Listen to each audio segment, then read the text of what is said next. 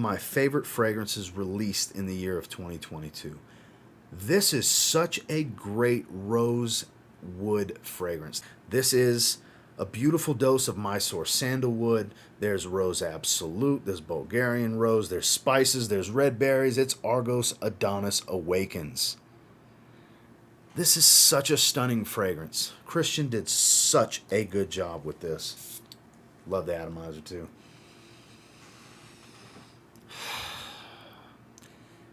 It's one of the more masculine rose fragrances I've ever smelled. The quality in the blend is second to none. The performance is outstanding. The class and elegance is there, but it's one that you can absolutely get away with casually. This one dresses up and dresses down.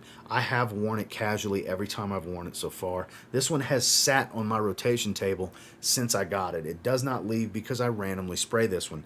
And now that we're getting into this more mild fall season, I can spray this one a little bit more liberally, really get a heavy sillage going, and enjoy the hell out of this one. This is almost the best from the house. It's hard for me to take Triumph of Bacchus off its pedestal. This has immediately become one of my favorite fragrances straight up, let alone one of my favorite rose fragrances, hands down. This is an amazing fragrance. This is going to be hard to top. I know he has a new release coming, but this is going to be hard to top. And I said that with Danye, and lo and behold, Palace Athene. My wife loves, by the way. That top Danye for her, and Adonis Awakens. It's such a good fragrance.